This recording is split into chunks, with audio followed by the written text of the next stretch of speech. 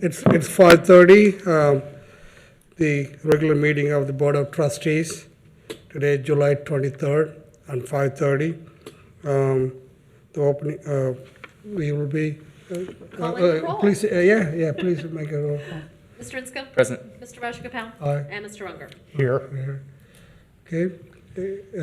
Yes, sir. Mr. Rajagopal, I recommend that the board move to go into executive session in accordance with Ohio Revised Code Section 121.22G1 to discuss the employment and compensation of public employees, specifically to conduct interviews. I'll make the motion for that reason. I second it. Okay. Any discussions? Not for mine. Not from me. Okay, Heather, roll call, please. Mr. Inscoe? Aye. Mr. Rajagopal? Aye. And Mr. Unger? Aye. We'll be convening for the executive sessions. We should be right back. It's 7 o'clock. We are, today is July 23rd, the convening of the Board of Trustees, Colerain Township Board of Trustees. Heather? Mr. Inscoe? Present. Mr. Rajagopal? Present. And Mr. Unger? Here. Mr. Mills, we came back from the executive sessions. Anything you'd like to report? There's nothing to report. So we have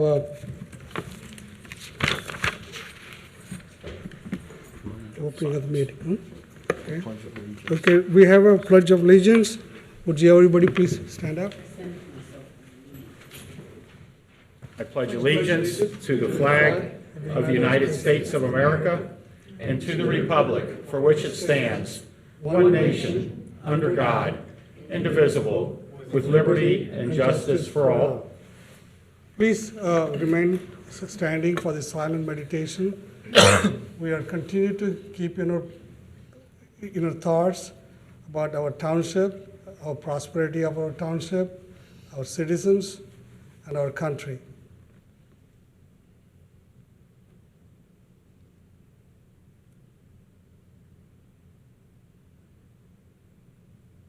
Thank you very much. Please be seated. Thank you.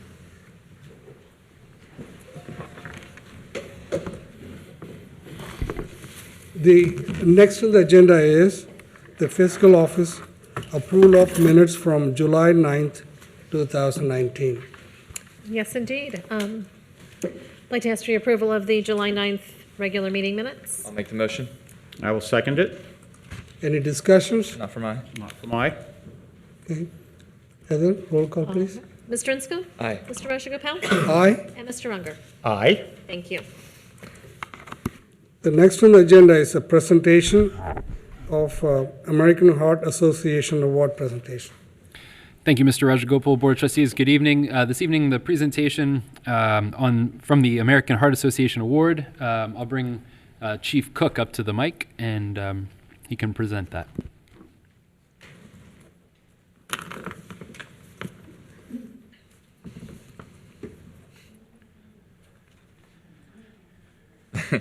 Good evening. Thanks for being here. Thank you. So my name is Amy Graham. I'm from the American Heart Association. I work with hospitals and EMS as far as their delivery of quality of care for the citizens in our greater Cincinnati area. So our Mission Lifeline EMS Award is to recognize Colerain Fire Department and EMS on their outstanding care for heart attack patients. They are measured on how quickly they determine the patient is having a heart attack by knowing signs and symptoms, and also applying the monitor to do an EKG, which is heart tracing, to look at how the heart is, their electrical patterns and things like that, and it can detect a heart attack. So with that, they have gone beyond our measures to where they performed extremely well for the year of 2018. So we are acknowledging for the year of 2019, they received a Gold Plus Mission Lifeline EMS Award. And we also want to acknowledge the system of care when it comes to Kurt. He is from Mercy Fairfield. He is their EMS director. Between the two of them, the care that they're giving patients that are in a time of stress when they're having a heart attack or some type of cardiac event. And we just really want to acknowledge all the work that they do. And Kurt, if you want to say. Just Hi, Kirk Archfield, Mercy Fairfield. It's the fact that the patient, no matter where they are in Colerain, they get to the closest cath lab, whether it's Mercy West or Mercy Fairfield. But these folks do an outstanding job, and in a very timely manner. They get, because time is muscle, and they have shown year after year that they're on the leading edge. And this is not their first Gold Plus award, this is their second in a row. And just to give you all perspective on this, in the nation, there's only a little over 600 EMS Mission Lifeline awards that have been given out for 2019. In the state of Ohio, there's only been 99. So, and if you think about the number of EMS agencies just in Ohio, so what, about 1,500? Yeah. There's been 99 awards, including your fire department, Incredible. or your fire EMS agency. So, they've done an outstanding job, and we appreciate how they continually audit and improve what they do. They look to make things better, quicker, faster to get those patients to the hospital. Thank you so much. I totally agree with you, what all he said. They're the best, save lives.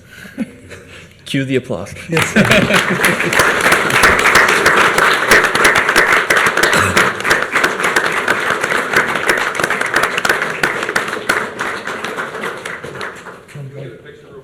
Sure. It's what I do.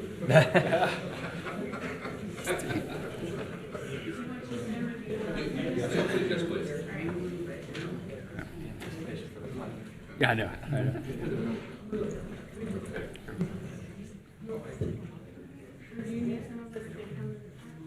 It will be okay here. Great. Thank you very much. Thank you. Appreciate it.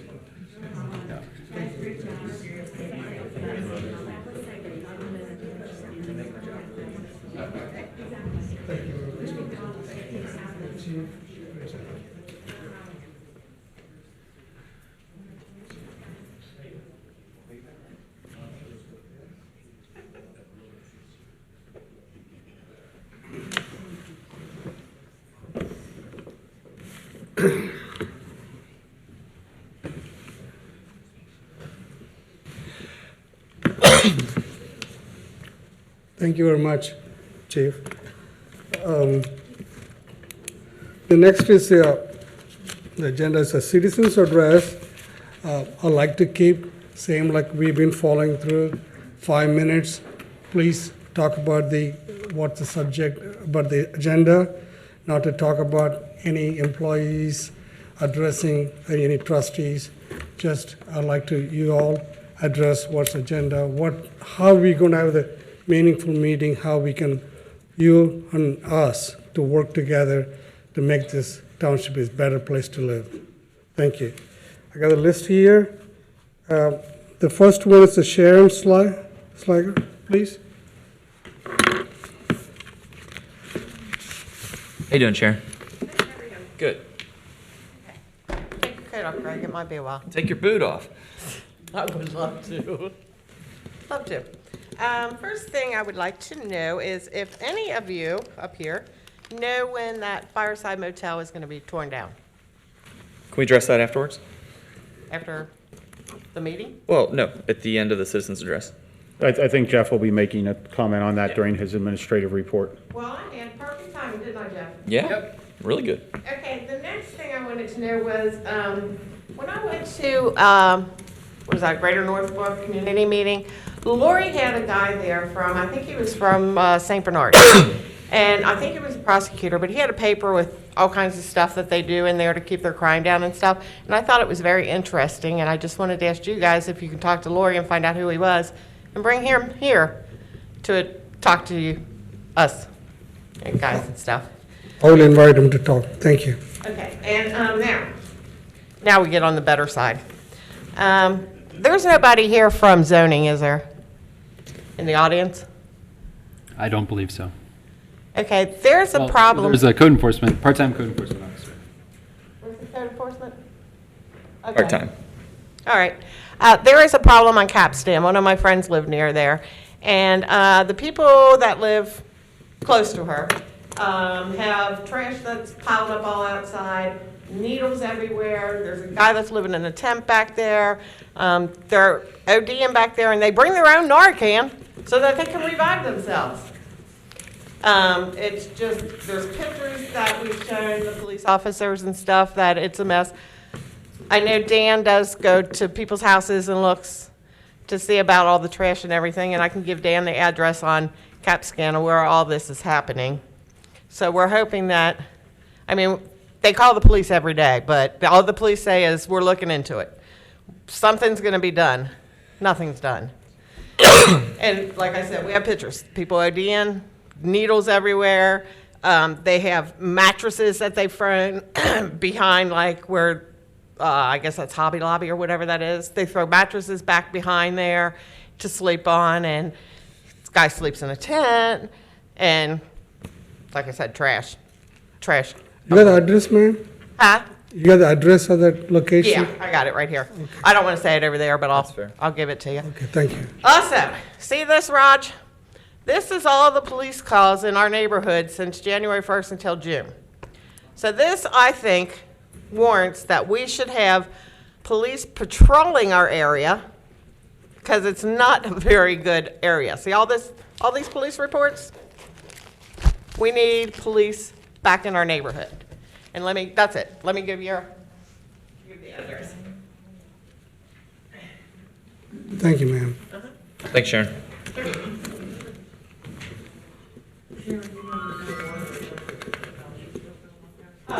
Yeah, and that house I spoke of on CapScan, there is no water or nothing in there either, so we have no idea. They've got pee bottles laying everywhere. You know, I don't know where they're dirty because they can't take a bath because there's no water, no electric, nothing in this house. Thank you.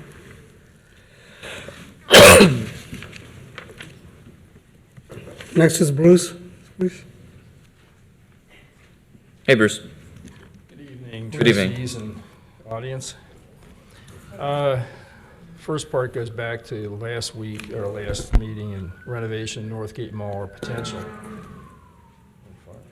We need to keep in mind the current issues going on with Liberty Center.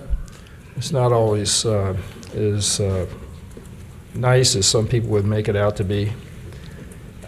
And that our demographics in Colerain Township are very different than Liberty Center in Westchester. Just for the record. Now for today's agenda. When I first looked over the agenda, I go, tactical urbanization. I go, what? It wasn't what I first thought it was. But who or what organizations paying for these grants? Is this coming out of township funds? If it is, I question the usefulness of it. And what project is the township thinking of funding under these grants? Because the examples put into the document are things that I wouldn't want in my neighborhood anyway. I mean, like people painting on walls and what have you. And I mean, some people it's art, some people it's graffiti. But that's pretty much it. Thanks, Bruce. Thanks. Dana, is the microphone on? Okay. The closet said yes. Stephanie Wright, please.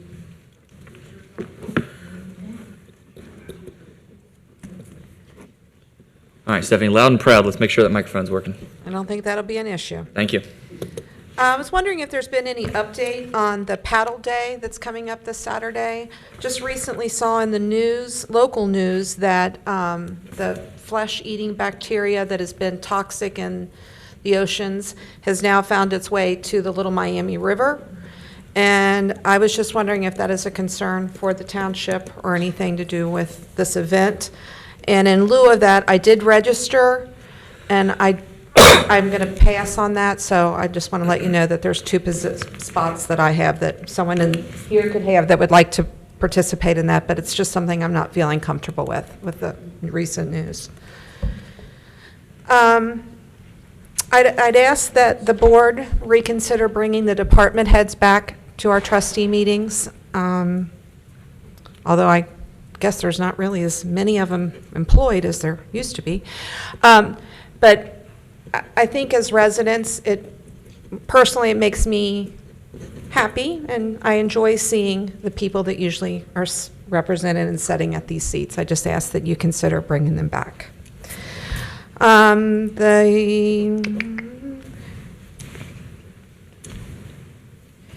then I'll ask a question, but of course, since there's no one here to answer it, and I don't get return emails or phone calls from staff, I was just wondering about our P card compliance person.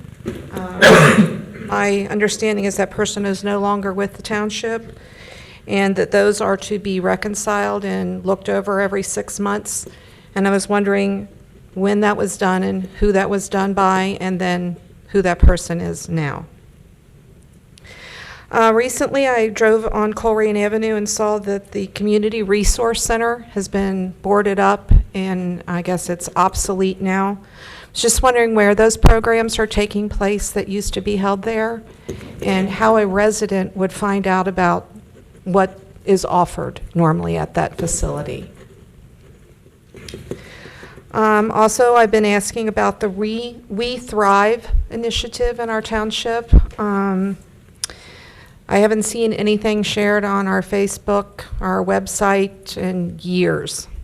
And the statistics that are quoted on there are from 2013 or 14, I believe. I think that is a great initiative, and that our township can really benefit from what they have to offer. I did go through that course, and I am very familiar with that, and I would like to offer my services to the township to assist with revamping or bringing that back into our community. Stephanie, I talked to Health Commissioner last Thursday about this, bringing the We Thrive, and we aggressively try to look into it. Okay, great. And he says he's going to support us. Great, thank Thank you. you. Thank you for that, Raj. I was wondering if residents have any way of contacting anyone in the township to be involved in our community. We have the Summer Events Committee that just did our fireworks spectacular on the 4th of July. And I think that maybe something should be put out to invite our residents to join that committee and help assist it to even be more productive and larger than it was this year. So if the township could put something out on that. I was wondering if the $500,000 has been transferred from the township to the CIC for the purchase of the Fireside Motel.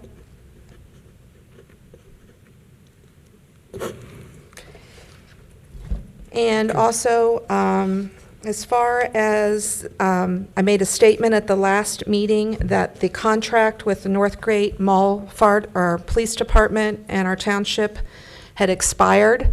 I'd like to apologize to the board for that. I was incorrect in the date on that expiration. However, I'm not incorrect this evening. It does expire tomorrow. And I was wondering what the board plans on doing about the police presence and the lack of a contract with the Northgate Mall and our township. We'll give an update. Thank you. Thank you. Thank you, Stephanie.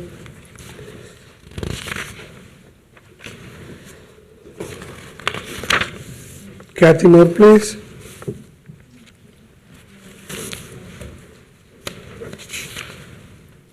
Good evening. Hello.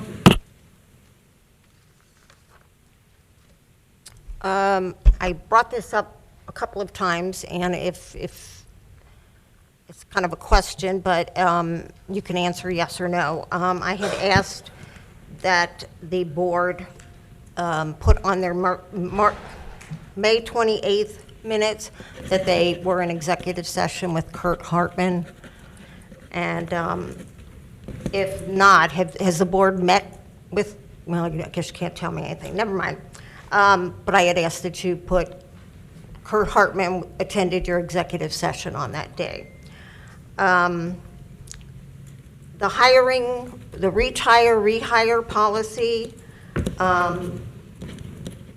was supposed to be that if a person comes back, if they're rehired, that they go to step 1. I asked Heather for those step rates, and there are none. So basically, you have a policy that has no water. I have a question for Mr. Mills, since you were here.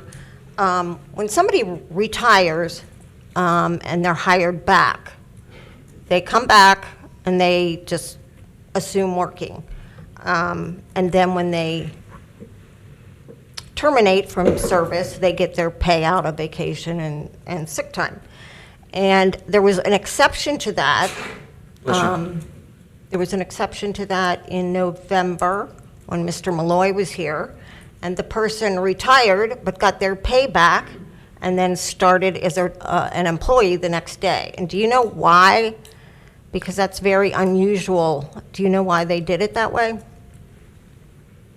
I don't know what you're talking about, but I can, if you have a specific question, I can look into it and get back to you. That's no problem. Okay. I would like to ask the board to set a date to discuss the policy manual. There were several things on there that I had talked to Raj about, and a couple of things with Greg, and you said that you had to pass it immediately, but you would bring it up for discussion at another time. So I would ask that you do set a day or time to bring that policy manual back up for I discussion. did talk to Mr. Mills about the questions you like to ask about, and we're going to discuss about this. Okay. Mentioned. In an open meeting, you're going to discuss? We'd like to talk executive sessions first. I don't know that we can do that.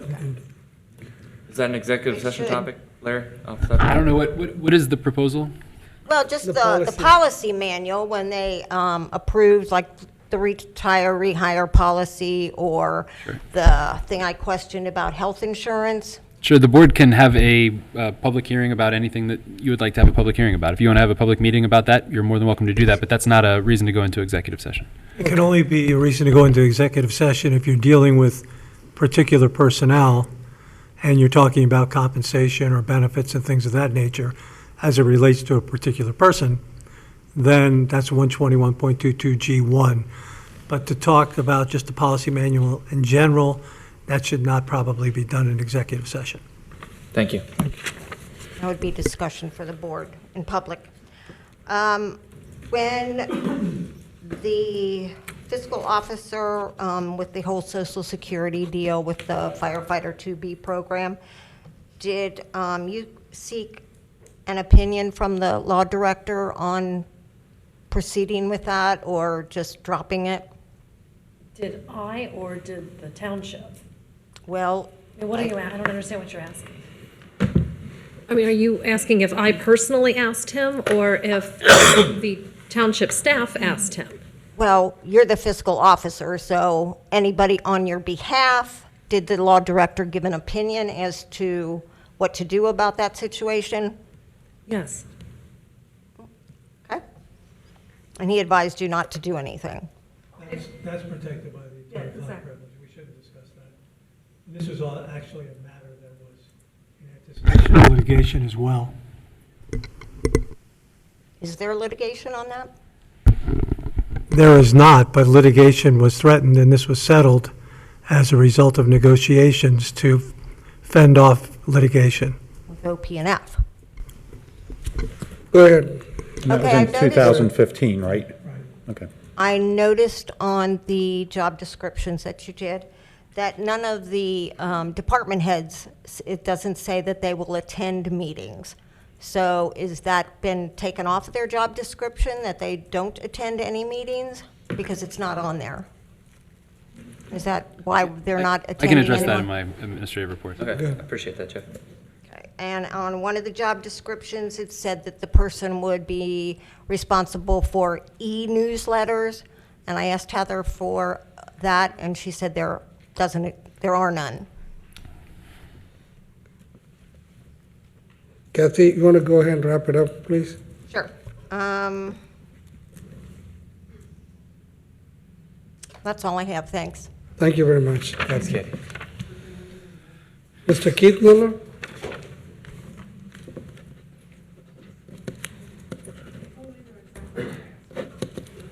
Hey, Keith. Hey, neighbors, board. How you know me? I'm still stuck on what's going on. I realize you want to talk agenda, but isn't that sort of stifling in the room what needs to be said? I mean, if we, the room, if I can't criticize a person spending my money or the people watching over what's going on, that's really just taken away from me in the neighborhood. So, I feel, we should be able to discuss whatever we want. I'm still working on stuff here must say on the Duke project, because I know there's something fishy going on. I found out some more information. I'm still researching. But let's talk about the Indiana woman coming in here and abusing our clock when she's not a resident, she's not paying a bit of taxes. And far as I can see, let me remind all Northbrook people, if they remember what I remember when I was told about it, that they planned on putting a Holiday Inn right there where McDee's bar is, right there tucked next to our Clifford Park. So we're going to give up our Clifford Park to Holiday Inn. Is that what's going to end up happening in Mills? I'm just curious what's going on here, because I know. I would love a nice hotel, but yeah. Big power increase coming in. Does that come in because we're going to Holiday Express right there where Duke is? I mean, where McDog's bar is? The talk was 12 years ago, if not longer. Yeah, this is the first I've heard. Remember that. I talked to people in Northbrook. Mick Teeters reminded me of it because I went to talk to him after the last meeting. When that woman talked, I went down there and left my number to Mick to call me. And I must say, I've been in that bar 4 times before that. 2 when it was Orchard and 2 when it was McDog's. And then I've been in there 4 times since, and I want to say I didn't see no stop sign in that bar. Because I heard the stop sign was missing because of the bar. There was no stop sign in the bar. And the only woman complaining is from Indiana, and she's complaining about a breast cancer benefit. I got to question that, too. So, But I've got more. Like I said, I'm not going to let anything go. That's not my nature, I got to keep on stuff. I can't let it go. Especially when I believe I'm being robbed repeatedly. So I can't let it go. So I'm going to let this go for now because I'm still working on stuff. It's the Duke project. Because I found out a piece of information. Being a good father, I was getting a tire put on my daughter's car, and I found out some information that I still got to do some research on. But I thank the board, and I thank my neighbors. Good night. Good night, Keith. Thank you. Thank you, sir. Carolyn?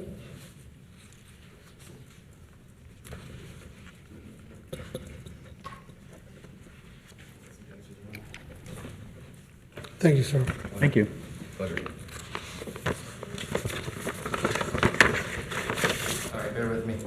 I stood here before you 2 weeks ago and spoke about some of Greg's behavior on Facebook. Today I wanted to respond to the feedback I got from the 3 of you. I also wanted to mention that this behavior is still going on to this day. Greg continues messaging residents, speaking down upon me and others, all while lying and trying to convince people that I'm being dishonest. Mr. Carlin? Yes. Would you please stay with the agenda instead of... I'm going to continue with what I have to say. If you No, want to sir. remove me from here, then that can be Because another I'd like to lawsuit have that the I'll have against you meeting, guys. But very meaningful meeting, this not address, please. I'm talking about solutions to problems. There's already been lawsuits for people being removed from meetings. If you want to go down that route, Raj, we can go down that route. All right, you know what, I'll let you talk, but do not anyone attack, this is my... This is not an my attack. policy, This is attacking... truth. This is honesty. I'm bringing forth evidence. Why don't you open up the packet that I brought you and look at what I brought? We see that. Okay, I'm running out of time now, so I'm going to need to continue, please. Okay, go. Okay. Unfortunately for him, I have the proof to back my claims. Here's what I've got from your feedback. Greg, you decided not to comment. Dan, you mentioned you all use Facebook personally and not professionally. And Raj, you mentioned coming forward with solutions and not just problems. Raj, I'll start by commenting on what you had to say. For months, Kathy asked about the Social Security money, and no one did anything about it. Carrie came to you with a solution, and yet here we are today, no closer to the problem being solved than when this initially happened. You were also all sent an email asking you to censor Insko for his behavior on social media, and again to no avail. This is a solution, and one that needs to be addressed sooner than later, as more information continues to come to light, and lie upon lie is being told to the public. Raj, your philosophy sounds great, and I know you have good intentions, but let's be honest, the 3 of you only do what you're told to do by administration, nothing more and nothing less. You're ill-informed on topics, you don't have the answers to most questions, and you're voting on these issues based on little actual information regarding each decision. That's obvious to most of us here tonight. As Greg has mentioned in the past, the agenda only gets items agreed upon, otherwise it'd be a waste of time. There's really something wrong with that statement. My solution to this issue is a social media censoring by the trustees toward Greg Inksko. It's time we put an end to this madness. The other thing I'd like is an apology, not just to me or the 35 people that Greg blocked and silenced, but also to the public for the lies that are continuing to be told. For the last 3 months, I've seen multiple individuals stand in this exact spot with questions, comments, concerns, problems, and solutions, and yet I've seen very little action from any of you. Greg says constantly how there are 3 trustees and you only need two of them to agree with you to get things done. So I ask you, Dan and Raj, do you agree with the way Greg has been behaving? As of your comments up until today, it sure does seem that way. Dan, I brought some more documents today to prove that what you said is false. In front of you are multiple pages of Greg acting as a trustee on Facebook. At one point, he even says, my job is to listen to 60,000 residents. You're literally paying me to repeat myself, end quote. As well as, I'm being the elected official I was elected to be, end quote. He's also mentioning that he's on salary and gets paid to respond to people on Facebook. If that's not acting as a trustee, then I don't know what is. Let's not forget the live videos he does once a week as a trustee and not as Greg the actor. So I ask you again, is this behavior acceptable by an elected official? Greg, I have 120 pages of the things you've said, done, and the way you have behaved, and I gather more from different residents daily. That is enough for me to bring 10 new pages every meeting for the next 6 months, and I have no problem doing just that. I won't let anyone talk to me the way that you have. You might want to try exercising some maturity for once. I went back and watched some of the meetings from the Ritter and Enderhees days, and I have to say, Greg, I commend you. I saw a Greg that spoke up, not the Greg who can't form his own opinion. I saw the Greg who wanted the people to be heard, not the Greg who silences those who oppose him. I saw the Greg that felt like he could make a difference, not the Greg who believes he already has. It's evident that you were a believer in the beginning, and that's not the same person I've watched in these rooms the last few months. I find it hard to believe those two people are even the same. I saw a man fighting for what's right and what he stood for at his core. That Greg was impressive. That Greg I truly respect. We may not see this situation eye to eye since you're in the crosshairs this time. However, all I'm trying to do here is fight for my beliefs. I'm in a similar spot as you were not that long ago. We are much more alike than you realize. Although I've been called a criminal by Mr. Inksko, what he doesn't realize is I was arrested for protesting and fighting for my First Amendment rights to freedom of press, much like I'm doing here today, defending the residents' rights to freedom of speech. I see the Constitution as the foundation. Alan, your 5 minutes up. I'd like to. My 5 minutes are not up, and you interrupted me. No, sir. I got watching my time here too. Well, the time over here doesn't say my time's up. Okay, I'll let you give him for a minute. Can I finish then? Okay. I also got interrupted, but I see the Constitution as the foundation and root of what makes America great. To some of you, it's just Facebook. To people like me, it's much more than that. Our civil rights are the backbone of our country. It's what separates us from tyranny. It's the laws we put in place to make us different from the rest. It's what our police, fire, and elected officials take an oath to in order to protect these unalienable rights. Greg violated them without blinking an eye, and instead of apologizing, he continues to lie to our residents using the same social platform that created this mess to begin with. If the administration and the trustees are going to turn a blind eye to the situation at hand, I'll be forced to take action to make things right. If you want what's best for Colerain, you'll take what I'm saying seriously. Is it really going to take another lawsuit to see a change? I got it. Greg, you need to conclude, my sir. minute's not up yet. You said I got 1 more minute. You're interrupting me yet again. I'm almost done, Raj. I got about half a paragraph left. Can I please just finish? Greg, I'll paraphrase some things that you've said to administration in the past when you've claimed to caught them in a lie. Funny now that the role has reversed, you're acting the exactly same way they did. Deny, deny, deny. There's no denying any of this. I've got all the proof. From him blocking people as a moderator in Colerain Talks, to him slandering my name strictly out of spite. I like to consider myself a pretty forgiving person, and I would like to think the rest of the community is as well. Mr. Inksko, if you would, please apologize for your actions. Sir, I'll I accept really your need to apology, copy. Raj. I'll accept it. No. I hope you guys actually read the documents I've provided today. The attorney already has a copy. Carlo, Thank you. good. Yeah, you did it last time too when I was talking. Thank you, Mr. Carlin. Thank you. Linda? Yes. Gotcha. Good evening, Linda. Hello. Okay, I've got a few things that I wanted to address. One of them actually came up on Facebook was about the crime map, and I don't know whether Chief Denny's here or not, but him and I had actually been discussing this since like back in January, and there were problems with the crime map and the crash report, and actually it's been going on ever since the server crashed, and I believe that was back in November. Yes. Is that right, Lieutenant? Yes, Back yes. in November? Thank you. So, like I said, we've been back and forth on that for several months now. I had made the comment because apparently it came back up and then it went back down again. And I just asked the question as to whether or not it was in other townships as well, or was it just us? It's happening all over the country. Well, I know the server went down, but what I'm saying is that the problem that was with the crash reports and with the crime map that we use that's attached to our website, whether or not that was happening to other townships around here or other, like the city of Cincinnati. It happened to the Hamlet whatever. County Sheriff's Department too. The crime map is not inaccurate in any other area than ours. Go ahead, talk, man. Okay, so anyway, I've got the emails if you want to see them where I actually was in touch with the chief from January 24th on.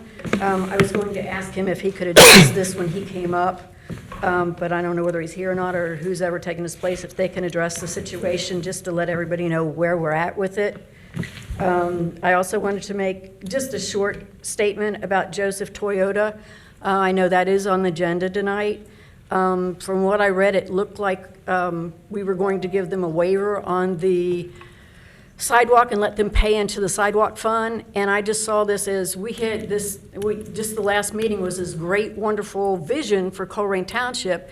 And to me, it was like one little step that we could be taking to get to that point.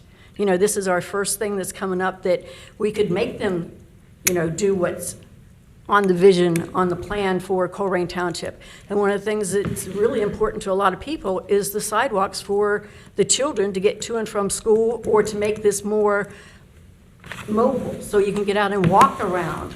And it was just a small strip of sidewalk. I know it wasn't going anywhere, but it's a start. It's a start, yeah. So that's all I had to say on that one. Then I also did ask Heather about the two studies that were done on Northgate Mall. And from what I'm understanding, which I may be wrong, and you can correct me if I'm wrong, is that there were two studies done, one from DIN and one that we just saw, not a real study, it was for I think the concept maybe, of what was going on with the Colerain Mall, or Northgate Mall, I'm sorry. And so she sent me I asked for the invoices for the studies, because I know it's coming out of a $20,000 grant that we had. And the invoices she sent back, one of them was from Mr. Den, and it totaled $11,000 some odd dollars. But then there was also an invoice that showed from KFZ, I think it is, or KZF, whatever it is. And it showed for a $5,000 payment. This was in June, made in June, and I questioned my question now is that, well, let me back up. Heather had wrote me an email telling me that it wasn't part of the scope of work of the original KZF. No, that we hadn't been invoiced yet from KZF for that concept thing that they presented last time. So my question now is if that's true, what's that invoice for? I'm happy to answer that in the administrative report. Okay, thank you. Is that okay? The other thing, real quick, because I'm running out of time, is on the vacant lot that was purchased and resold to someone. I know this is like something that the CIC addressed, but unfortunately CIC didn't have their meeting earlier this month, and I was going to bring it up. Is I drove by there and there's actually like a curb and a driveway apron on there. Anybody know anything about that? Have you seen it?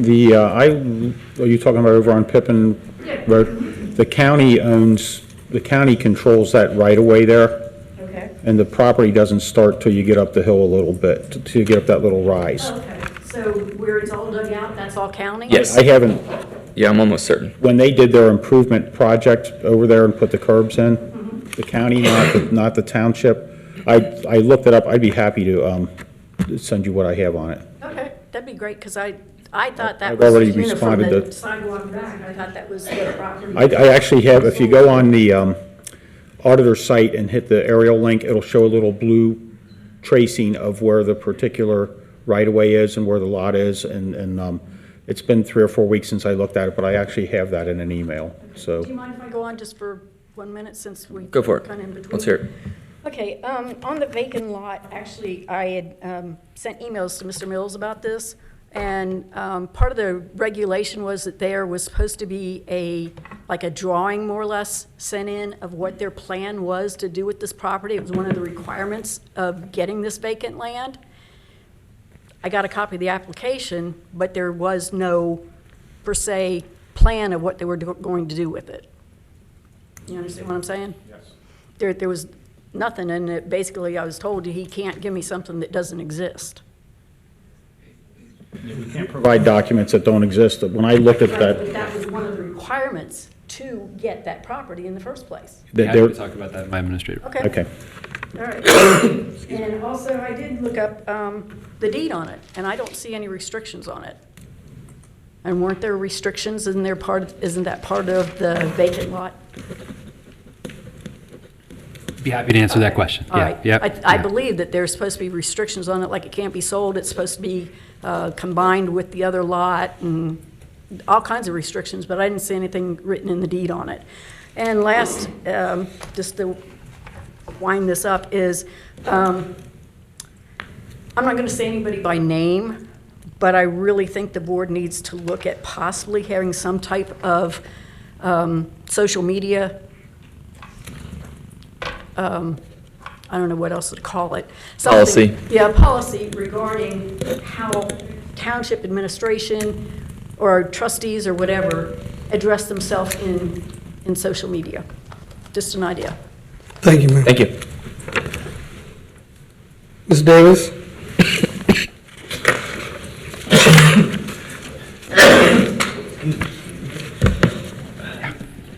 Good evening, Carrie.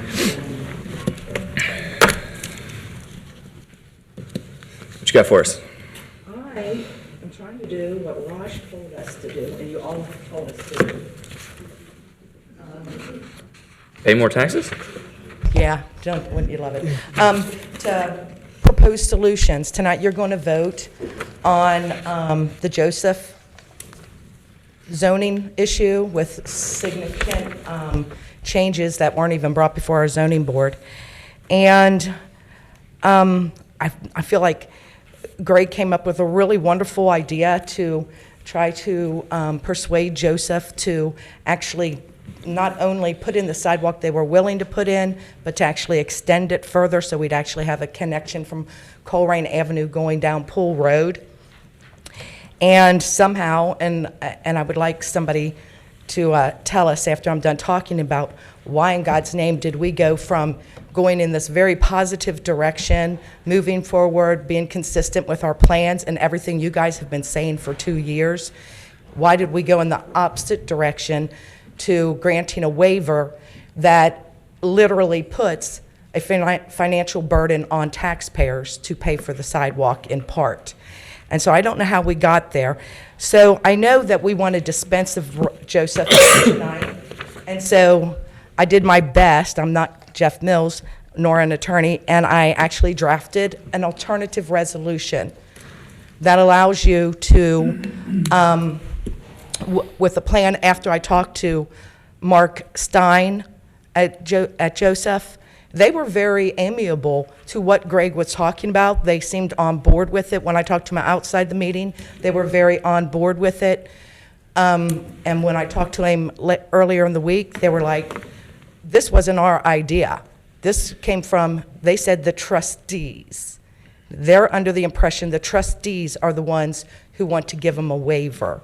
So what I gave to you guys was 2 changes in the resolution. And tonight, you can choose to not follow our strategic plan, not go by our planning and use committee, not go by our Colerain corridor study, not go by our sidewalk study that we did with the priority sidewalks, not obey our zoning regulations, and you can vote for the resolution that Mr. Mills has proposed to you, which I don't know where it came from, or I actually gave you a formally written resolution so you can dispense of it tonight, where Joseph would agree to put in the sidewalk, paying the full cost of the sidewalk, and also along each of their properties at such time that the trustees have developed a good sidewalk plan. I heard from Rich McVeigh and Mike Beckman, and they had good points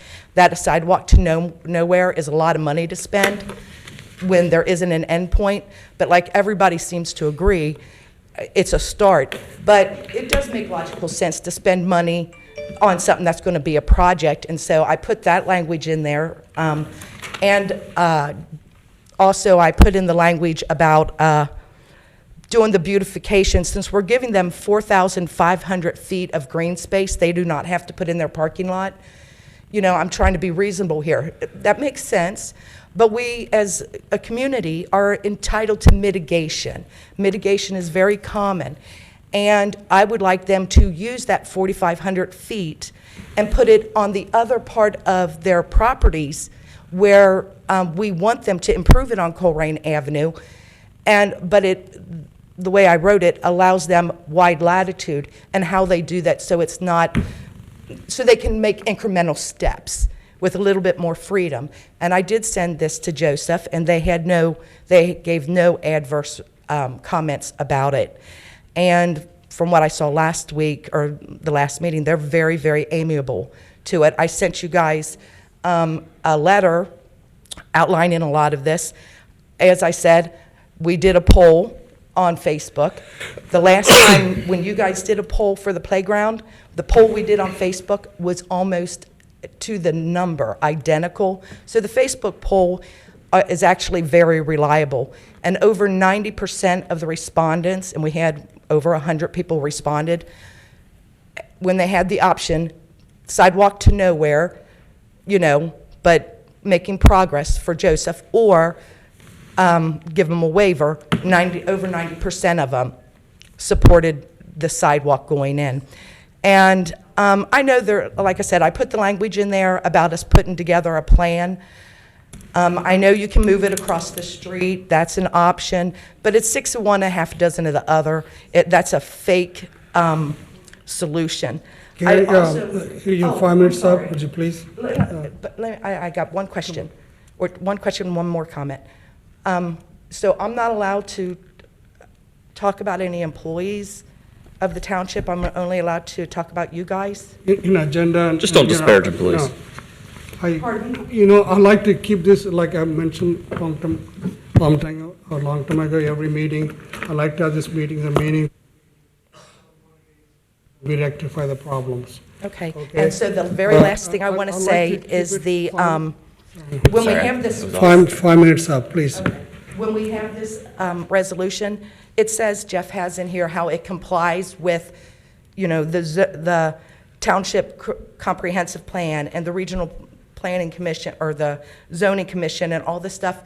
And that is untrue. I reviewed all that stuff, and it does not meet any of the criteria. And in fact, your resolution violates it significantly. But thank you, ma'am. Thank you very much. Okay, the last one is Melissa Staley, please. How you doing, Melissa? We saved the best for last. Yes, yay. Oh, So thank I you. just wanted to make mention, on August 10th, a Greater Groesbeck is doing their first picnic. We're hoping to have a block party. So I was hoping we could get support from the trustees, administration, fire, police. We're looking incredibly forward to it. And I also want to thank you guys. In my opinion, we're doing great. Actually went to Florida last week, and it was the first time I ever missed home because I miss volunteering in our community. I miss my friends. I miss what's going on here, so You're the best. I appreciate everything you guys are doing, and hope to see you on August 10th. Are you giving us an address for this, Greg? 6553 Memory Lane will be the start of it. And again, we are trying to get it to be a block party, so everyone in the township is invited. We'd like to see everyone. That's awesome. Thank you so much. That's really sweet. 47. They always have a great block party. Yeah, good food, good company. Right. Nice, get to know all the Looking forward to community. seeing you all. So thank you, great job. Thank you. Thank you very much. Thank you, Melissa.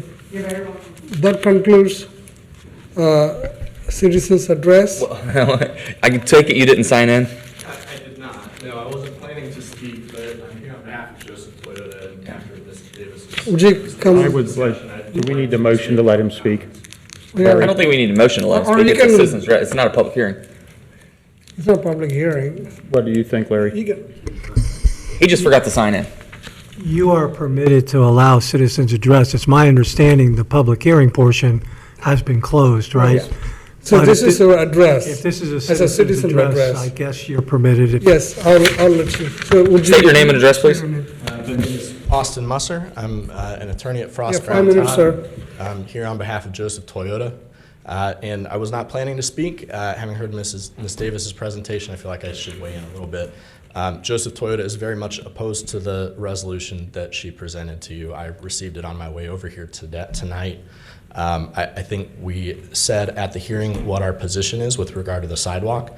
We don't care whether the township would like us to install it or whether they'd like us to pay into the funds so that the township can construct sidewalk elsewhere. That makes no difference whatsoever to us. We're happy to go either direction, whichever the direction you all would propose. We also are willing to agree here that if the township in the future at any point wants to install sidewalk within the right-of-way that abuts our property on Pool Road, we're happy to allow the township entrance to our property if they need it to build the sidewalk. What about on Joseph Road? That's my point of contention. That has nothing to do with this application. I don't have any authority to give it, and I honestly don't know anything about it because I haven't been involved in it. That was really my point of contention, to be frank, just because I was hoping somehow we could kind of curtail these conversations and these talks into that issue, because that's a separate issue, but ultimately it's the same. It is a separate issue. It's a separate property, and frankly, that goes back to some of my issues with, well, really most of my issues with the resolution that you've got is it's looking to do a lot of things on properties that we've either already paid for sidewalk on, and you're asking us to essentially double pay, because I assume that the township spent that money after it was paid in. And No, we would not ask you to double pay, in my opinion. Or seeking to use this zoning application as a way to leverage things on other properties elsewhere. Which you cannot do. Which you can't do. Yeah. So that's our position. I stated it at the last hearing. I just want to reiterate it here so that everybody's clear. I didn't want to miss my chance to do that. Can I ask you a question? My concern during that hearing last month was that if we needed a construction easement, meaning you would allow us to come onto the property for how much time it took to engineer it, survey it, build it, finish it out, and I don't know, do we have that in writing or not, but for the record, for the minutes, we will have that construction easement. The proposed resolution says that Joseph Toyota will allow the township to enter onto its property if necessary to build this sidewalk within the right-of-way. And when the day comes, we will need that. We're dedicating 10 feet of right-of-way to the township along Pool Road. So I don't think that should be missed here as well. If the township needs to go outside of that in order to build sidewalk within that area, we're happy, the resolution says that the township can do that provided that they restore the property to the condition it was in before. Right, so because you might have to come in 20 feet to do that, but when we were done, it would be restored. That's right. Okay. Ultimately, I just want to work with you guys on Joseph. I understand. Unfortunately, I don't have any authority on that right now. I'm happy to Thank you for answering my question. We'll talk about that on another date. Thank you. Thank you. Thank you very much. Okay, let's move on to administrative reports. Thank you, Mr. Rajagopal, Board of Trustees. I'm going to start the administrative reports this evening and just say how excited I am that we're having this conversation about sidewalks in Colerain Township. Sidewalks are an incredibly important piece of infrastructure that adds to the quality of life for our residents. And one of the great initiatives in our strategic plan this year was something called the Walkability Initiative. And what we're trying to do with that initiative is connect assets in our community through a walking path or trail. It could take the form of a sidewalk. It could take the form of a path, right? And some of the assets that I'm referring to are Farbach Warner YMCA, our high school, Colerain Elementary, Colerain Middle School, Colerain Park, this facility, Drew Campbell Field, the trail that's in back of this facility that goes to Stone Creek, and then even from there onto Clifford Park. Wouldn't that be neat if we had a path that could connect all of those assets together? It'd be awesome. Right? It'd be awesome. And so then now we have this case that has come before the zoning commission, wherein a property owner wants to make an investment on their property, and they're required to build sidewalk. Fortunately, we have we have a payment in lieu system whereby we don't require people to build sidewalks that are just standalone by themselves. They don't connect to anything. What we're talking about here is 92 feet of sidewalk that would not be connected to any other sidewalk. Instead of that, that's on the north side of Pool Road. Instead, we have the opportunity to have this applicant pay in lieu of constructing to pay the township so that we can construct sidewalk potentially on the south side where that sidewalk is needed. Farbach Warner is on the south side of Pool Road. So to the township, in our planning efforts, we believe that it is in the best interest of the township to have sidewalk on the south side, not the north side, and now we have more resources to build that. So I'm glad that this issue has brought up the conversation about sidewalks because we're building sidewalks all throughout our community in places that really need them. Just in the last year, we've received grants to build sidewalk on Colerain Avenue from Banning south to Burnside, connecting residents to Kroger, who now have to walk on just a path, a dirt path on the side of the road, very unsafe. We're applying for a grant right now through OKI to do a whole streetscape program on Colerain Avenue from John Rose to Shady Crest. That'll include the widening of sidewalks and the enhancement of the pedestrian experience through street trees and lights. We're doing lots and lots of things as it relates to sidewalks, and I'm glad that this was an opportunity to bring that up. If I can brag on you 1 second, the sidewalks from Burnside to Banning, I believe you secured that. It was to the tune of $600,000. $600,000 with no match. Thank you. Amazing job on that. Thank you. Okay. Other issues that came up in citizens' address. One question came up was why wasn't the property consolidated? We were talking about the property on Pippin Road that the CIC had acquired, and some backstory is really important here. This is a very big success story as well. So that property was dilapidated, it was overgrown, it was vacant, it was abandoned, and we were able to demolish that property, assess the cost of that demolition to the property taxes. It was abandoned, so nobody paid the property taxes. We were able to work with the Port Authority to acquire that property. We got it into the CIC, and then we found a resident who wanted to own that nuisance property and take care of it on their own. And so we were able to then sell that property through the CIC to a neighbor who now uses it as their backyard. The question was, why wasn't it consolidated before it was sold? And the answer to that is, that wasn't the question. Well, it's something about the consolidation. You can't consolidate property that has two different owners. You have to have the same ownership in order to consolidate. In our purchase and sale agreement, they were required to consolidate that. There's no timeline that is established for that. Frankly, in my opinion, taking it from a vacant, abandoned, dilapidated nuisance property to having somebody maintain it as their backyard is a big win, and that's how I feel about that. So other things that came up, question about the Northgate Mall studies. Yes, we had 2 different studies that were done to move the ball forward on Northgate Mall's future. The first item was we wanted to explore the idea of adding residential development to the Sears site. The Sears property is now not Sears anymore, and so we need to do something there. And so we looked around at best practices and saw that a lot of places that are growing and succeeding are mixing uses, and those mix of uses include residential. We said, is there a market for multifamily residential on this site? And we got a grant. And use those grant funds to pay a market research analyst. His name's Michael Dinn. We paid him $11,000. And he came back and said, yes, indeed, there is a market there. With that information in hand, I knew that the next step was to get developers interested. And in order to get developers interested, we need to show a vision, right? We need to have our vision. We need to be proactive. We don't want to be reactive. We want to be proactive. So we used part of that $20,000 grant to pay KZF to do the renderings that are sitting right out here in our rotunda. It's a really exciting vision for what could be the future of a very important property in Colerain Township. I'm very proud of that project. One question was asked about the crime map and the data that was lost for a time. Many townships and other communities lost data through RCIC's mistake. It wasn't just Colerain. We're not going to, I have no idea that Holiday Inn wants to build a hotel at Clifford Park or at McDogg's. We wouldn't certainly allow anybody to build a hotel at our park. That's just not in the cards. So the question of if there's an e-newsletter or not, I think Ms. Moore said that there was no e-newsletter. I would encourage everyone to sign up for our e-newsletter that goes out once a week. It's called Circle, and it's really neat. You can sign up for exactly the content that you want to receive. So if you're interested in parks, you can click on parks. If you're not interested in economic development, then don't click on economic development, and the content is tailored to your interests. So there is an e-newsletter. Anybody's able to get that, and it's on our website. If you go to colerain.org and click on news. Our department heads, will they attend meetings? Yes, our department heads are here.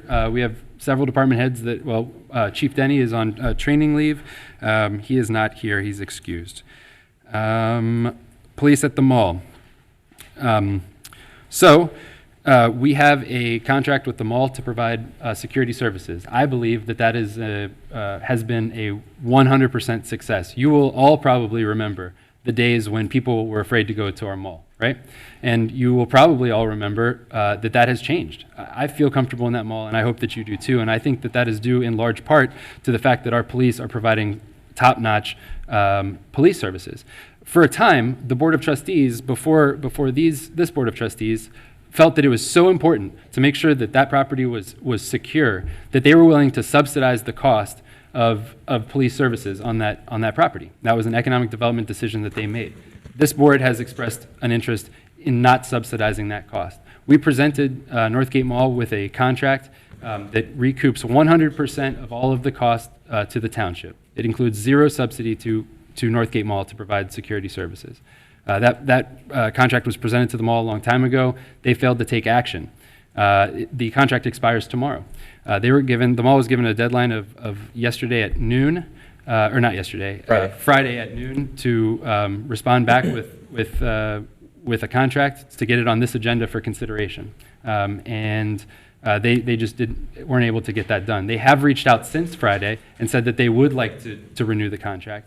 And so my hope and expectation is that they will send a signed version of the contract for your consideration on August 13th. Until then, there will be no police presence. Tonight, our contract expires at 9 p.m., and that's it. We will not be there until we have another contract, unless there's another way to set up an off-duty beat or private detail. Private detail. That's the only way that we would be able to go forward. To be clear, this does not affect the movie theater or any other private details. That's right. Okay, has the $500,000 been transferred to the CIC? Yes, the Colerain Township Board of Trustees resolved to loan Colerain Community Improvement Corporation $550,000, in fact, for the purpose of purchasing the Fireside Motel and demolishing it, and then reselling it to Duke. That money has been transferred. Let's see, who is doing P-card compliance? We still have a finance department staff that's paying bills and reconciling P-card expenses, and the work continues, and we continue to do it. As relates to We Thrive, We Thrive is a great community initiative that's put on by the Health Department in Hamilton County, and we've been a part of We Thrive for many, many years. We have been very successful in our endeavors through We Thrive. We just met with We Thrive a couple weeks ago, and we're talking about the next action plan through We Thrive. So Ms. Wright and I share an interest in that, and in fact, I think that it's going to come up here soon with our new action plan for We Thrive. Fireside demolition update. I believe that the Fireside will be demolished by November 11th of this year. Sharon, did you catch that? Fireside? Demolished? Okay. November 11th. Great. So lots of great things are happening. He's allowed to. Yeah, thanks. Lots of great things are happening, and I hope that becomes clear. We have. You don't have to look far to see great progress, and I'm really proud of the work that's done in this organization. Amen. That concludes my report, and next I'll bring up Chief Cook. Do you have a report? Not today. Lieutenant, do you have a report? Okay, very good. Lieutenant Chris Phillips. Hello, Chris. Glad to see you. Glad to be here. Just by way of some statistics, from July 1st to July 23rd today, the police department has responded to 2,848 calls for service. That's an average of about 124 per day. 64% of those calls were with a 5-minute or less response time. We've handled a total of 151 motor vehicle accidents. 23 of those were hit skips, 15 involved injuries, and unfortunately we did have 1 fatality. For that same time period, we have made 228 traffic stops with 240 citations being issued. Numbers sound a little odd there, but it is possible actually to issue more than 1 citation in a stop. A driver may get multiple citations, or a passenger may get a citation. So that kind of accounts for that. We have had 7 OVI arrests so far this month. We have responded to 174 business and residential alarms, with 164, or 94% of those being false. Of course. We have made 192 arrests, which is just over 8, an average of 8 per day, and we've had 34 cases assigned to our investigative unit for follow-up. And if I could just expand just a little bit upon Mr. Mills's information, we did actually have contact this morning with our vendor regarding the crime mapping. I know that was a question. Since our data restore from the crash, the automated data pull from our PAMET RMS is somehow mischaracterizing the crime. So rather than put inaccurate information out there, we've elected not to put it out there. They are working to fix the problem. They don't know what it is, and we don't have any idea if any other communities have been impacted by that. So, thank you, sir. That's all I have. Hey, Chris. I had Chief Denny comes up every month and tells us about the number of false alarms that we spend time and resources responding to, which an officer's out, which we need to respond to every one of them. Correct. Because if there's 5 of them that are real and 200 of them that are false, we still need to respond to those 5. About a year ago, we discussed a program to not to penalize people, but to help encourage them to get their alarm protocol at their individual businesses or homes in line, so that we wouldn't get so many trips or false alarms. And I talked to Mark about that, and I've asked him to, the other trustees don't know this because we don't meet outside of meetings, but I've asked him to come back with another proposal, because that's just a lot of time and money and effort to waste chasing down all those false alarms. And I'd love to figure out a way to cut those down. So if you could pass that along to the chief.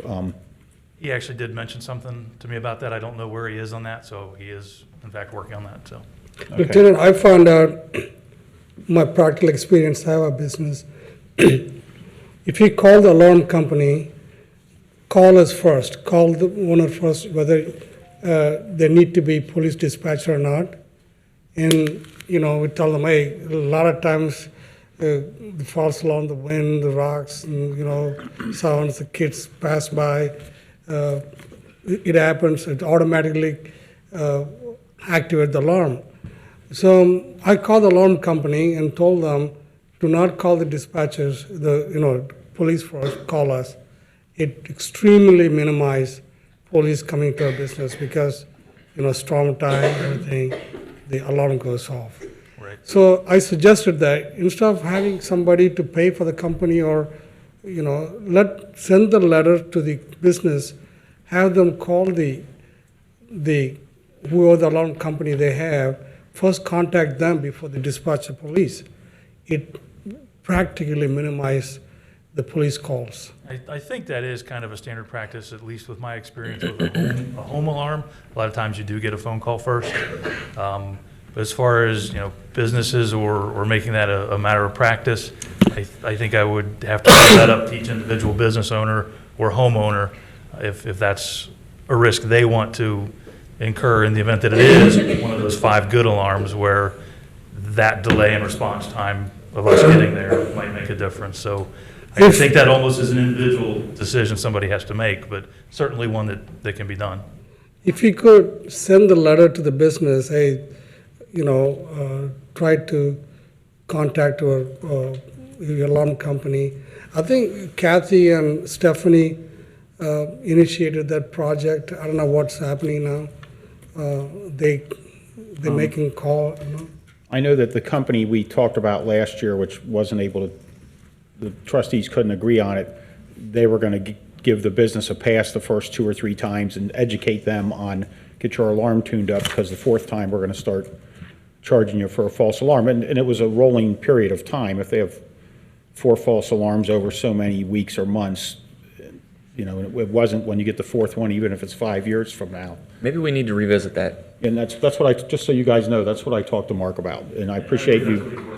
Yeah. Okay, Because yeah. we're spending a lot of resources, and we talk about neighborhoods that want more patrols, and we're out chasing all I this guess other whatever we stuff did isn't down, working, so. so yep, let's look into that again. Let's see if we can, if you don't, and also sorry, Dan, are you done? I didn't mean to cut you off. No, go ahead, Greg, that's fine. Seriously? I'm sorry, I didn't mean to. No, go ahead. With all due respect to the family of the deceased, do we have an update on the suspect on the fatal hit skip? We do not. Do not. We're still looking. We've had a couple of leads, but we're still looking. Thank you. Thank you, Lieutenant. Thank you for your time. Appreciate it, sir. Thank you, sir. All right, I think that concludes our department head reports. The next on the agenda is trustee report. You want to go first, or we all? That doesn't matter. Yeah, I'll go first. All right, so it looks like I'll address the citizens' address first. Sharon was asking about Fireside, and Greg, how about if I go ahead and go? That's fine. I'm going to go ahead and go. I see what's going on. Thank you for the encouragement. The flood pole dedication was the day after the last meeting. Head on down to Heritage Park and have a look. Hats off to Larry Shad for putting such a thing together, and the welder there on Blue Rock Road, Evers, went down and I believe helped with that, and it's really neat. What a cool thing to have to show people down in our park. Facebook. I don't post on Facebook, but you're talking about somebody else. I don't go on there. I don't make comments. I don't see how people have the amount of time it must take to do all that. As I've said before, I have a day job, and I'm afraid to ask how many people in here have day jobs besides me. I know you do, and you do, but I don't have time for that. Hamilton County Emergency Management Training. I went to a 2-hour class on that last week, and it was very informative, and we talked about how different communities would respond in the event of, such as the tornadoes that were up in Dayton, and we talked about what if one of those comes up Springdale Road and knocks out a firehouse and part of this building and goes through the mall and takes out a subdivision. We talked about how we would respond. There is a whole set of plans out for that, and it's important for people to get educated on that. One of the key things for the trustees is if we have to have emergency spending, we have to make sure that we would have an emergency meeting to approve it so that we could apply for reimbursement from FEMA. I mean, if we have something go wrong and Jeff needs to go out and spend $50,000 real quick, we're going to need to have a meeting to approve that before. And that's one of the things I learned. One of the more critical things I learned about disaster management, and some people question why we have Jim Love here. He is our township spokesperson. When in the event of a calamity or some type of emergency, you're probably going to be hearing information from all sorts of different people, whether it's the police chief or you or Facebook or wherever. It's important that we speak with one voice, and that voice would be Jim. And he is that's why it's critical that this community recognizes that in the event of an emergency, which, Boy Scout, you should always be prepared. It's Jim who will speak to that emergency, and he'll go to the media and put out instructions. I thought it was very good training, and I'm glad I went. The police contract, thank you for coming up and pointing out that the date was you had the incorrect date. I went back and I watched the meeting, and I went over your comments. I looked everything up. I went back and watched the meeting from last July that you spoke at, and it made me sad when you said that you've lost your faith in us. And so I appreciate you acknowledging that, in fact, the contract didn't expire June 30th. It expires July 24th, 2019. You know, Jeff Mills, and we talk about why the department heads aren't sitting here, and Jeff always says, if you have a question, you know, call or send an email, and I know sometimes they don't get responded to as quick as folks would like, but if you could get that information out, you know, because I didn't have the police contract sitting in front of me at the last meeting, we'd be able to answer those questions, and it wouldn't be embarrassing for a resident or the board if we could get that information out in a timely fashion. And my last item is, some time ago, back in June, I was challenged to look and see how we used to do things in the past. I have had an ongoing research project, and this is my chance to share it with my fellow trustees. So doing all this in public, they have not seen the latest edition. I'm 5 years into it. I am every bit of 60 hours into this research. It is a ton of reading. It's a ton of reading. If anybody wants to see a copy of it, let me know. But I think I learned a lot of really good stuff about how things used to be in the township. Yeah, there's mistakes today. There's mistakes back then, but I really am learning a lot. I'm learning where people came from. I learned that Greg was hired for $6.17 an hour at one point, and I learned that some guy came before the zoning board to get approval for a child care business on Civic Center Drive at one point 18 years ago, and you know how to make $1 million with one of those. Raj, start with $2 million. You'll be down to $1 million in no time. But I am learning a lot, so I've given Raj and Greg a copy, and I really do appreciate everybody that comes out. And one last thing about Jim Love, and this is something people don't know. We had a township family pretty devastated by a fire. I was contacted by somebody who's out of town who knows that family. I talked to you through an email. We talked to Jim Love. Jim Love contacted that family, and through the church that he's affiliated with, I think they've got that family a lot of help. And that's something you might never hear about, because it was done with church dollars and not government dollars. And I really appreciate all the people who volunteer and affiliated with Jim and his church. And I have always thought that government is not really the answer to people's crisis situations. It's the churches, because that's where people are accountable, and that's where people feel compelled to give. And so I really appreciate having Jim around. And my experience, those two experiences in the past week with him have really taught me a lot about him. So that's my report. Thank you, Dan. Thank you, Dan. Thank you. Would you, Greg, you want to go? Would you please let him give the report? Thank you. I humbly ask you, kind of. Thank you. Let him give the report. Thank you so much. Well said. Thanks, Raj.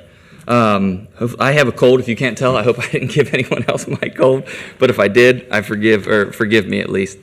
So Sharon was asking about the fireside, and Jeff gave an update on that, as well as Capstan. You were saying there was no patrol January, or you had a list of records showing patrol from January to June, but you're saying we didn't have any patrol. So you had to have patrol, or we wouldn't have had those police reports.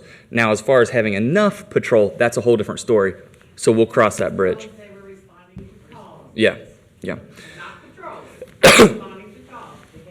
Perfect. They had to be called because they weren't being patrolled back there. Perfect. And we will certainly. Let him give the report, please. Bruce was asking about, or was making comparison to Liberty. Liberty, lifestyle centers are obviously the trend with malls these days. Liberty does a wonderful job hiding their vacancies. I'm sure you've seen in the news some of their the debt ratio and issues and stuff like that. Stephanie was asking about Paddle Day. Stephanie, are your 2 spots available? Are you giving them away, or are you selling them? Because it was sold out. Okay. Let's go ahead. And, well, I guess I don't need to address anything else she asked about on here. May 28th minutes update. Heather, do you have an update on that by chance? Or did it need to be updated? Kathy was asking about it? The board has approved those minutes. Okay. If the board would like to amend the minutes, they need to tell me they want to amend the minutes. Gotcha. Keith was asking about a Holiday Inn. That's a rumor I've never heard before. I don't know anything about that. You brought it up once before. I would love to. Well, if I start at the rumor, forgive me, but I would love to have a hotel right in that Bob Evans area. It doesn't. First of all, whether it was Holiday Inn or whatever is irrelevant. I would love to have any respectable, chain in that area. But as far as I know, no one's ever contacted us about that specifically.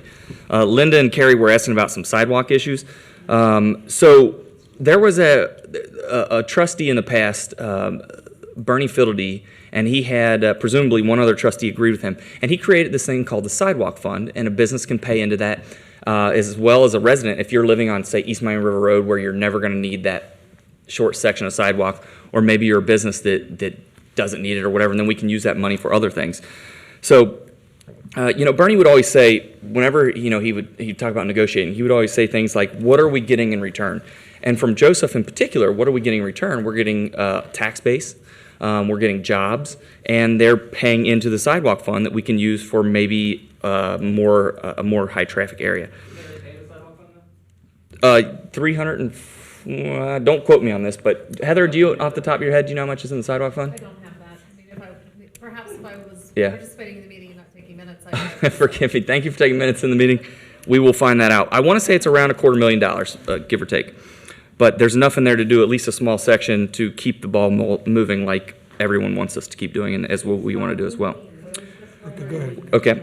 Melissa said August 10th, 6553 Memory Lane, 4 to 7. Want to see everybody there.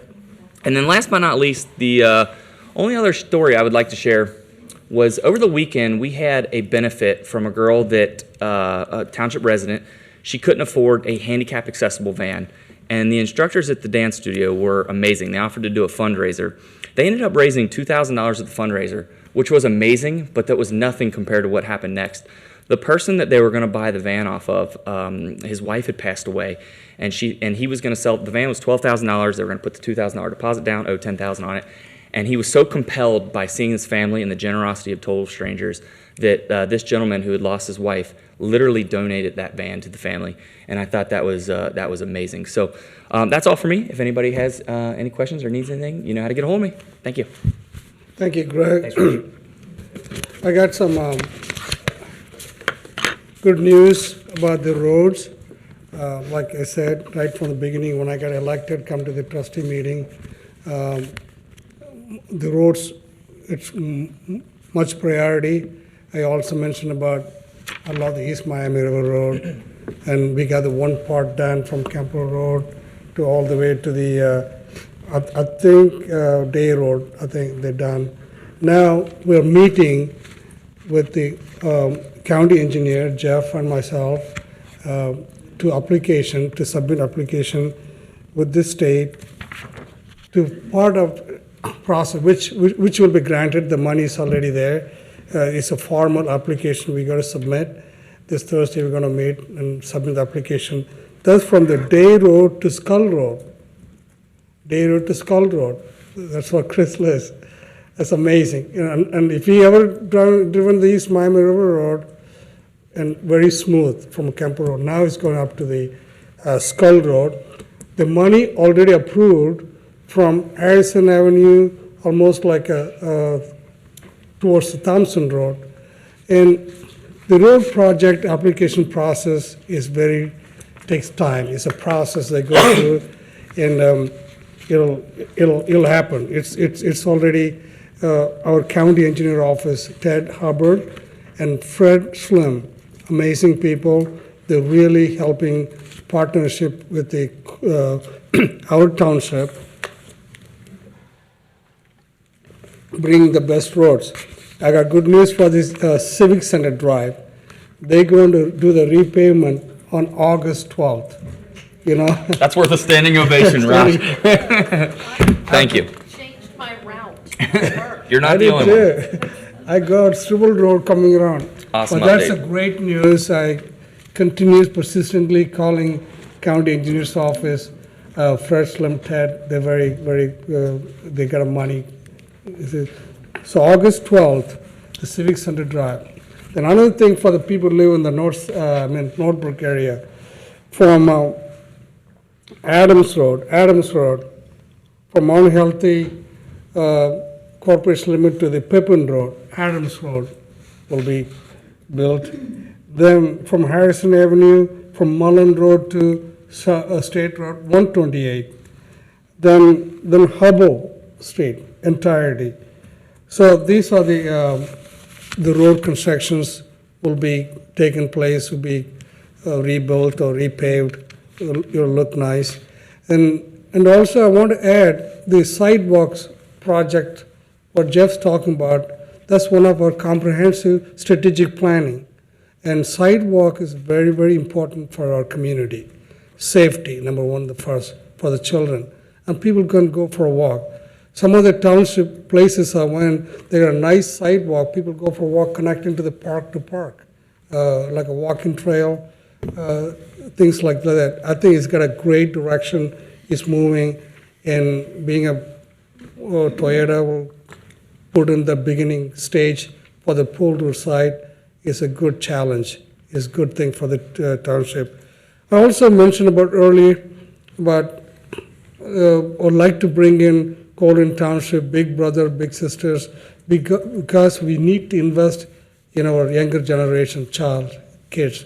This is our investment is, if you want a better future, better neighborhood.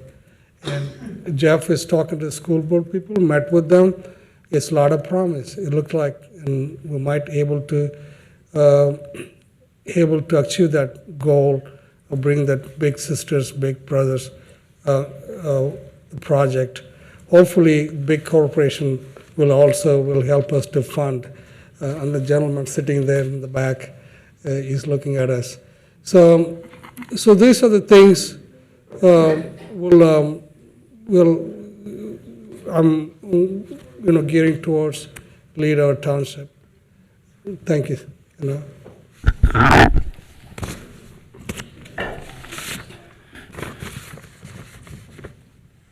Okay, very good. Next Mr. on the agenda is, Rajagopal, Board of Trustees, the next item are new business items, and the first item is from the Public Safety Department, specifically the Fire Department. Chief Cook will be introducing this.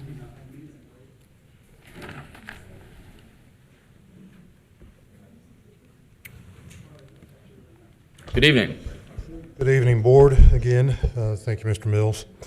I have one item for the Board to consider this evening, and that's to request authorization to reclassify Mr. Corbin Ralston from a fleet maintenance co-op student to part-time fleet mechanic, and a change in his hourly pay rate from $12 per hour to $16.32 an hour, effective Sunday, July 28, 2019. This request to reclassify Mr. Ralston is to fill the existing vacant position of part-time fleet mechanic. He will perform tasks associated with preventative maintenance and mechanical repair work on a variety of diesel and gasoline-powered automotive, medium, and heavy-duty vehicles, and in addition, small engine equipment as assigned in the Fleet Services Division. I would motion that we do such a thing. I'll offer a second. Any discussions? Not for mine. Not for my. Okay, have the roll call, please. Mr. Insco? Aye. Mr. Rajagopal? Aye. And Mr. Unger? Aye. Thank you very much, Board. Thank you. Frank. Thank you. Next, we have three items from the Planning and Zoning Department. The first item is a motion to establish a 2019 Tactical Urbanism Mini-Grant Program and authorizing the expenditure of funds. So this is pretty exciting. So this also came out of our strategic plan. It was budgeted for and appropriated. The amount of the total spend for all of the grants is not to exceed $5,000. And the idea here at its core is we have lots of neighborhoods that are trying to do something. They're trying to beautify their community. They're trying to, make a crosswalk safer. They're trying to make a corner more beautiful. And so this term tactical urbanism, while it does sort of conjure up, big cities somewhere, really what it is it's a quick, cheap intervention to make a place better. And so the idea here is that neighborhoods throughout our community will be able to apply and receive a grant, and I think that the typical grant will likely be in the amount of $500 or so. These are tiny grants, and they will do things like buy chalk and make an intersection safer by adding sidewalk or crosswalk lines. They could do something like we did with the chicanes, which was a $250 intervention in trying to calm traffic on Laura Linda Drive. So the idea here is to empower our residents with a small amount of funds to make a big change in their community and to test ideas. And perhaps in the future we find that these ideas that our neighborhoods are going to test will make sense to be made permanent. Perhaps it'll just beautify the community for a shorter time. But the big themes of 2019 strategic plan were engagement and beautification. And so this project checks both of those boxes. The recommendation is to approve the motion to establish the program and authorize the expenditure of funds. I'll make the motion to get it on the floor. And I'll second it. Any discussions? Yes. Some time ago, Jeff, and I don't know if you recall this or not, I was contacted by a resident over on John Rose, the corner of Memory in John Rose, where I went there on a Wednesday night, perhaps. I stood at that corner on her porch from 6 o'clock till 6:25, and I watched maybe 30 cars blow through the stop sign. Yes. And she asked if there's a way we could put a crosswalk there. Yep. And get one more stop sign on the other side of the street and put up some signs that said, paint a regular 12-inch, 10-foot wide stop bar. Sure. And I had calculated to you that you could get a striper over there and 2 more signs, and it would be about $500. Is that the type of project that could be approved through this? No, that would be a more permanent solution. So the type of project that would be approved through this would be neighbors that want to test an idea like that, but they're not sure if it's going to work. And so they get, instead of using thermoplastic or paint, they would get chalk, and they would have to be approved through this program, which would go through all of our departments. But they would then chalk out a stop bar, and we would loan them, for example, we could loan them one of our signs that detects the number of cars and their speed. And then we could test an idea before we invest the money in making it permanent. But it's a similar vein, but it's just less permanent. I think I read in the agenda that each one of those would have to come to the board for approval. Yes, we'll bring them all to the board. Yeah. So if somebody wanted to spend $250 to do something, ultimately, it'd be up to the 3 of us to That's right. allow the $250 or encourage them to look for other funding. There you go. Okay. Any further discussions? Not for mine. I think that's a great program to get that, how residents get involved in their ideas. Yep. It's a starting point. Yes, sir. We got to start some point, get that people really need to know, they can come to our township for their ideas. Okay? And since that project's not part of it, I would still like to get that done because that is a very dangerous spot. And school's going to fire back up in a month, and the kids are going across there, and I stood there and watched it and gave Chief Denny a report on it, and it's just a bad area. We met on that yesterday, as a matter of fact. Pat, How convenient. I know. Our traffic officer, Pat Quinn, our road supervisor, Dan Schulte, myself, and Mr. Weckbach met yesterday to figure out exactly, because those guys know the roads they're backwards awesome. and forwards. And so, and we actually came up with a couple of other ideas when we were talking about it. So your suggestion propelled further ideas also. So we're going to get that. If you have a better idea, I'd like to hear it. Oh, no, in addition to. Okay. In addition to. Yep. Okay, if we, no further discussions, go ahead for the roll call. Mr. Ensco? Aye. Mr. Rajagopal? Aye. Mr. Unger? Aye. Thank you, Board. The next item is a consideration of a resolution approving a major modification to a preliminary development plan and a partial zone change from B2 General Business to Plan Development Business. We're talking about case number ZA 2012-01, Joseph Toyota expansion. We talked about this a little bit earlier in my administrative report, but suffice to say that the direction coming out of the tabling of this item last meeting was to work with the Josephs to resolve the sidewalk issue. And there were a couple of ideas that were put forward. One idea, Mr. Ensco, you had mentioned even tonight, which was work with them to secure construction easement on Joseph. But upon further review, it turns out that that is not possible. So, so then we looked at our plans and our plans for future development. And as I said, what we're trying to do is connect assets. Those assets on Pool Road just happen to be on the south side of the road. Our recommendation was to ask the Josephs to pay into our sidewalk funds so that at some point in time in the future, when we are ready to construct sidewalks on Pool Road, we will have that amount of funds available for it. And we felt like that was a better alternative than having 92 feet of unconnected sidewalk. And so that was our recommendation. We put that recommendation into the resolution that you see before you this evening, and the recommendation is to approve the resolution. I have a motion, we do such a thing. Heather, I think you should read the title of the resolution. Before, thank you. Sure. Case number ZA 2012-01, Joseph Toyota expansion. Approval of a major modification to a preliminary development plan and parcel zone change from B2 general business to PDB planned development business. Parcel number 510-0104-0121, 2528, and 510-0104-0246. I would motion we do such a thing. I'll offer a second. Any discussions? Not for mine. It is my understanding, as we discussed earlier, that you will grant us a construction easement when the time comes and allow us enough room to get equipment in there, construct a sidewalk. You're paying into the fund. I don't want to build 92 feet of sidewalk right now when it might not be perfectly aligned with what happens 5 years from now. I would rather bank those funds and save it for when the sidewalks were ready to be built. Just to be clear, that's a non-interest bearing account. Can I say something? This is the first meeting I've ever been to, but I'm sorry, sir, the public hearing has been closed. To be clear, this is in a non-interest bearing account, correct, Jeff? It's in a fund, yes. It's in one of our funds. Gotcha. Yeah. Okay. Any more? Last meeting, I got doubt about this project. I actually, after the meeting, next day, I went to the site. I went to that parking lot. I walked around, I also drove around. There are some empty spots and fenced it. And I got a little bit not sure whether we can do it or not.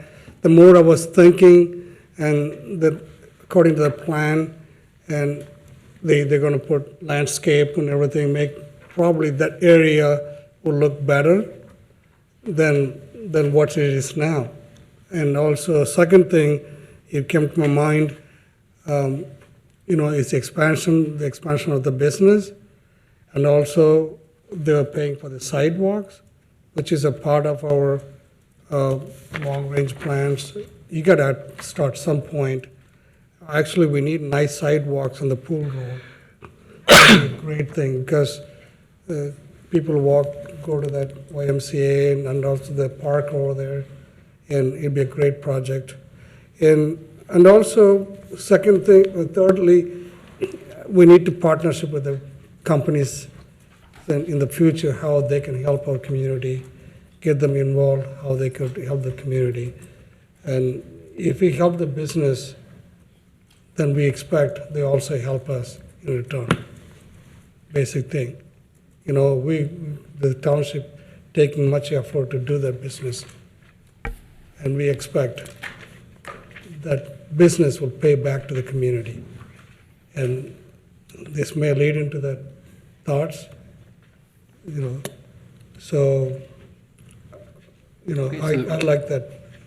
Go ahead. I would like to make another comment. Thank you for employing hundreds of my fellow citizens and providing a valuable service. I have automobiles also, and I drive them and need parts occasionally, and I'm glad that your business is there. Hey, Greg, we're going to take a vote on. This has never happened before, Raj. Oh, I can. Thank you. Sorry, I understand the public hearing is closed, but I do want to hear what he had to say. But he said we can talk offline afterwards, so. We cannot discuss. But we can't have a public hearing. Understood. This is just discussion among the This is only trustees. discussion. We're fine. You can discussion. Is the discussion completed? Yeah, there's a motion and a second. I have nothing else to say. You got anything to say? No, I think I actually said earlier in my citizen's address. I think I covered everything that I Okay. want to say about it. Go roll call. Yes. Mr. Minsko? Aye. Mr. Rajagopal? Aye. And Mr. Unger? Aye. Thank you, Board. The next item on the agenda is a consideration of a resolution declaring nuisance and ordering abatement. This is our bi-monthly nuisance abatement resolution for tall grass and weeds.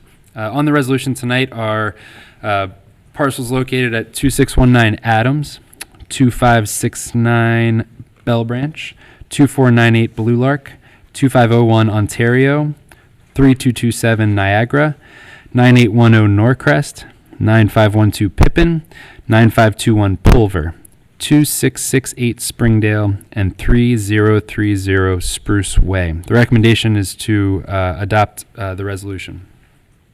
I'll make a motion to adopt the resolution. I second. Any discussions? None from I. Roll call, please. Mr. Minsko? Aye. Mr. Rajagopal? Aye. And Mr. Unger? Aye. Thank you, Board. We have one item on the agenda in the Administration Department, and that is a resolution modifying our telecommunications policy. You'll recall that we endeavored to revise all of our policies very recently, and we revised recently our telecommunications policy. That policy tells us which employees are eligible for a cell phone stipend. So instead of buying a cell phone and giving it to an employee, we will reimburse some portion of that employee's cell phone bill. In this case, we recently added a new employee and a new job, and that is the job of the facility manager. That facility manager travels around to the various campuses and buildings that are owned by Colerain Township and provides maintenance services on those properties. By the nature of his job, he's out and about and needs to be contacted via cell phone. Our recommendation is to add the facility manager position to the telecommunications policy and allow for that position to receive a $35 per month stipend. Recommendation is to approve the resolution. I'll make the motion. I second it. Any discussions? So that doesn't matter how much his cell phone is, that's just paid to him on his. Excuse me. Right, yeah, so there's, that is now paid out on your, on a paycheck stub. So before it was cut as a separate check, and now it's included on the paycheck stub. Is that a tax? I don't know the answer if that's taxable. We just looked into that, and it is taxable, right? Yes, it's taxable. Okay. I believe I made the motion. Is that right? Are Yes. we ready for? I second it. Discussions? No. None more from me. Any? Perfect. Roll call, please. Mr. Minsko? Aye. Mr. Rajagopal? Aye. Mr. Unger? Aye. Thank you, Board. The last items are the consent agenda items. This month, I signed a contract for professional services with OpenGov. OpenGov, you'll all recall, is one of our transparency solutions that provides data to residents, from the comfort of their home on how we're spending money and how our operations are working. This contract is for professional services that will allow us to connect UAN with OpenGov so that we can get closer to real-time updates. Maybe daily or weekly rather than monthly updates on spending. And so it gives residents an opportunity to see at an even more granular level how we're spending and when we're spending, which I believe is important. That contract was signed. The statement of work is included. Second item on the consent agenda is a contract with the Ohio Public Works Commission for the East Miami River Road Grant. Trustee Rajagopal, you alluded to this earlier, but we partnered, Colerain Township partnered with Hamilton County Engineers Office to submit a grant to the Ohio Public Works Commission for the complete reconstruction of about a mile of road on East Miami River Road. I drove that stretch of road today, and I can tell you that it is probably the worst stretch of road in Colerain Township. It's unreal. It is terrible. awful. It is absolutely awful. It's a $1.5 million project. Half of that money comes from a grant from the OPWC. Half of that money will come from Hamilton County Engineers Office. Yep. So I signed that contract, and That has no participation from us. Zero. Zero, yeah. Zero, because it's a county road. Okay, the next item on the consent agenda is a new hire. This is a big one for us. It's the hiring of a seasonal code enforcement officer. You'll recall that this position was filled by Tom Bosarge. Tom resigned, and we had been looking for somebody to replace him since then. Let's see, we posted the position, applications were received, and interviews were conducted. We made a conditional offer of employment to Luke Herman. The wage for this job is $15 per hour. It's contingent upon board approval. And if you approve the consent agenda tonight, he'll begin work tomorrow. He will be eligible to begin work tomorrow. And finally, is a contract, finally on the consent agenda tonight is a contract that I signed with Circle for internal communications. I received feedback that employees would like to be communicated with more, and I believe that that's a shortcoming within our organization. And I believe that the Circle newsletter that we use with residents is a very effective tool that's demonstrably effective. And so I signed a contract with Circle to provide a Circle newsletter for internal communications with our employees, and that is in keeping with our communications initiative and our strategic plan and budget this year. Will that also help with errors? Because every once in a while there'll be like a spelling error or like a date will be one day off or something. Will this help with that so that an employee can directly, I don't know, maybe if I'm asking the right way. Yeah, no, the role, so what we're going to use this for is communicating things like Colerain Town, our values, building culture, communicate. I received feedback that some of our employees would like to know more about what business is coming in front of the trustees, new hires and anniversaries, employee spotlights, events that are coming up, opportunities for volunteering and philanthropy. Those are the types of communications that I expect will go out Gotcha. internally. I was thinking editing-wise. Yep. So with that, there are 4 items on the consent agenda, and my recommendation is for a motion to approve the consent agenda. I'll make the motion to approve the consent agenda. I will second that motion. Any discussion? How much is the open gov? Do we have an answer for that? Yeah, it's printed in the contract is actually in the agenda packet, and the open gov, Take your time. Sorry, I don't mean to put you on the spot. $2,200 annually. Perfect. Got it. Thank you. Any discussions? Not for mine. Not for mine. Other roll call, please. Mr. Insco? Aye. Mr. Rajagopal? Aye. And Mr. Unger? Aye. Thank you, Board. We achieved a lot tonight. Okay, next on the agenda is fiscal office report. Sure, let me just get to it here. I've received word from the Ohio Division of Liquor Control, just regarding a stock transfer for a business. It's F&J Nasser Company, DBA Gold Star Chili Gross Spec at 8253 Colerain Avenue.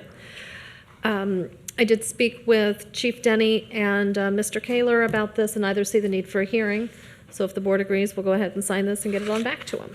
Now, this is well, I'll make the motion to put it on the floor for discussion. And I'll second it. Okay, just a minute here. Good, discussions? Yeah, I guess my question. To catch up for a second. Yeah. Hold on a second. And so, Mr. Unger, did you offer the second? Yes. Greg motioned, I seconded. Very good, okay. What is your question? Now, this is replacing an existing one, did you say? I didn't It's a catch stock that. change. Is it an ownership change? It looks like an ownership change. Okay. Yeah. Perfect. That's all I needed. Thank you. Right, I'm ready to vote if you are, if there's no more discussion. yeah. You don't need a vote for that. We typically don't, but if you Oh. want to, you can. You know? Forgive me.